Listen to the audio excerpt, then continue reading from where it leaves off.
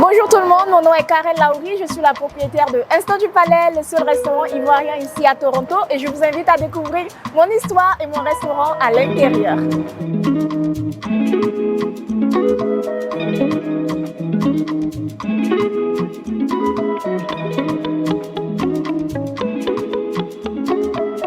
Comment m'est venue l'idée d'ouvrir un restaurant? En fait, je n'étais pas prédestinée à ouvrir un restaurant parce que j'ai étudié quelque chose de totalement différent de la restauration. Mais j'ai commencé parce que je ne savais pas cuisiner, je voulais apprendre et je voulais que des personnes qui s'identifient à moi puissent également partager des recettes, des astuces ou apprendre avec moi. Et j'ai créé une page Facebook et tout est parti de là. De la page Facebook, j'ai commencé à cuisiner petit à petit. De fil en aiguille, j'ai commencé à livrer les plats que je cuisinais aux entreprises entre midi et 2. Puis je suis arrivée ici au Canada. Je commençais à Montréal où je livrais les soirs après le boulot. Puis à Toronto, je cuisinais de mon balcon. Et puis ce que j'ai fait, c'est que je recherchais un ghost kitchen où je pouvais cuisiner pour faire les livraisons à domicile. Comme ça, au moins, mon expérience aurait été considérée comme une expérience parce que cuisiner de chez soi, ce n'est pas une expérience selon les banques. Donc, j'ai regardé les ghost kitchen et sincèrement, d'une, il n'y en avait pas à Toronto et de deux, les prix étaient les mêmes que les prix d'un restaurant classique.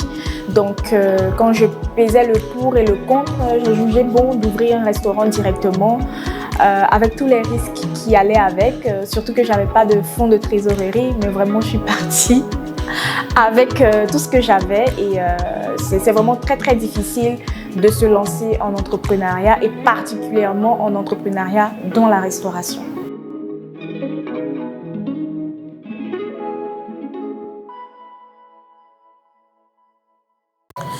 Alors, pour moi, c'est très important et je vais répondre à ça par une anecdote. Donc, il y a 2 ans de cela, on est allé à l'Afrofest, que tout le monde connaît ici à Toronto.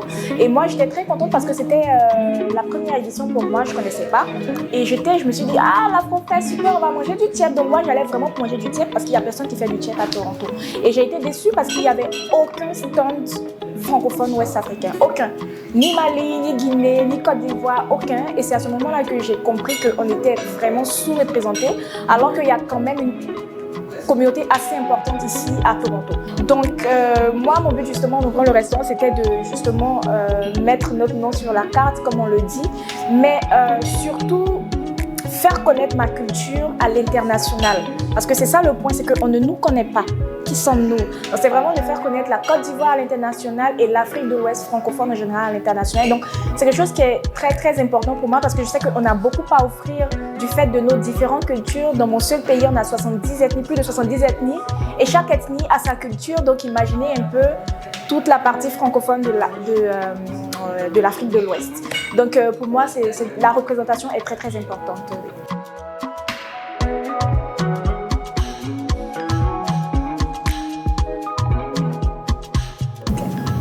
Pour la décoration du restaurant, je voulais partir sur quelque chose de très minimaliste. Je voulais pas, c'est vrai que le pain fait un peu partie maintenant de notre culture, mais je voulais quelque chose de totalement différent parce que je me dis qu'il n'y a pas que le pain en Afrique finalement. Donc vous avez les oreillers ici en bogolan, vous avez les différents masques, le kori qui est signe de richesse et qui a été la première monnaie d'Afrique de l'Ouest pendant l'esclavage.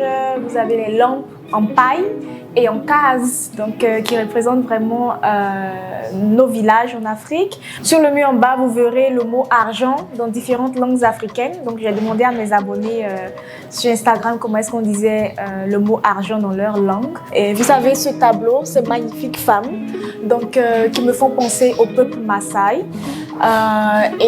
Donc le bois qui représente tout ce qui est fagot, ça peut faire penser aussi à la dame qui revient du marigot avec son petit canari sur la tête et aussi le pouvoir de la femme tout simplement parce que je suis une femme noire.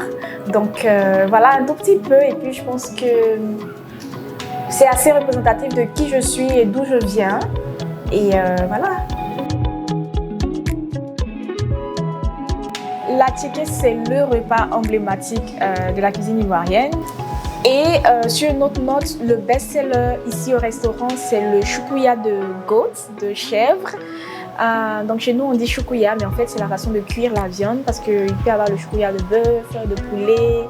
C'est la façon dont on cuit la viande chez nous, les assaisonnements, comment est-ce qu'on le fait au charbon ou au feu de bois.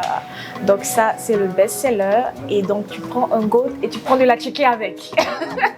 À côté de la chiquée, on a aussi le bissap. Donc le bissap est consommé un peu partout dans la sous-région ouest africaine sous différents noms. Ça peut s'appeler zobo. Mais nous, on a décidé de faire un mocktail et également un cocktail. Donc on est les seuls à faire le mojito bissap, en tout cas à Toronto. Et pour le mocktail, c'est que le bissap n'est pas fait de la même manière parce que nous, on rajoute vraiment beaucoup d'autres ingrédients, tandis que dans certains pays, c'est juste le bissap et du sucre. Oui, nous offrons des plats végétariens et végétaliens parce que c'est vrai qu'en Afrique, c'est vrai, on a des fruits et tout ça. Moi, je viens d'un pays où on consomme beaucoup de viande et de poissons. Donc, ça ne fait pas forcément partie de notre culture, tout ce qui est vegan. Mais quand il s'agit d'ouvrir un restaurant dans une ville telle que Toronto, qui est vraiment multiculturelle, il faut tenir compte des habitudes alimentaires de tout le monde. Donc, on essaie de trouver le juste milieu en faisant des plats, en revisitant par exemple le mafé végétarien. Donc, on rajoute simplement des légumes sans la viande, avec du riz, des plantains et tout. Comme ça, c'est comme un mini plateau découverte. Et puis, on répond aux besoins de tout le monde finalement. Des personnes qui consomment la viande, que des légumes ou juste des vegans.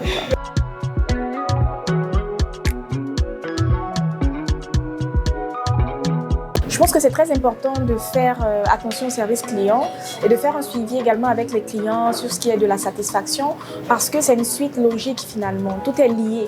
Donc c'est dire qu'un client qui arrive ici aujourd'hui qui n'est pas satisfait, il pourrait en parler à ses soeurs ou à ses amis et leur dire n'allez pas à ce restaurant-là. Et donc nous on perd des clients potentiels. Donc être toujours sûr que le client quand il sort du restaurant, il n'y a pas même une petite déception quelque part pour ne serait-ce que rattraper le coup. Je pense qu'un client qui n'est pas satisfait va aller donner son avis, soit sur les réseaux, soit sur Google. Donc, il faut faire le suivi, être sûr vraiment à 100% que quand il sort de là, c'est vrai qu'on ne peut pas satisfaire à 100% les clients, mais il faut toujours faire en sorte de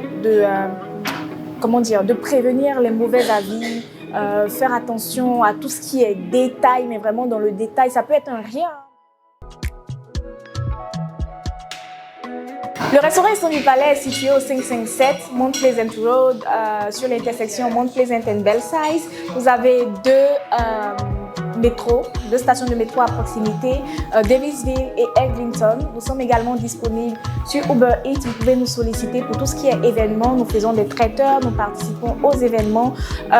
Donc n'hésitez pas à venir visiter le restaurant ou à voir nos menus sur le site internet www.instantdupalais.com et vous pouvez également nous suivre notre quotidien ici au restaurant sur les différents réseaux sociaux, Instagram, TikTok, Snapchat et c'est le même nom, Instant du Palais. Merci.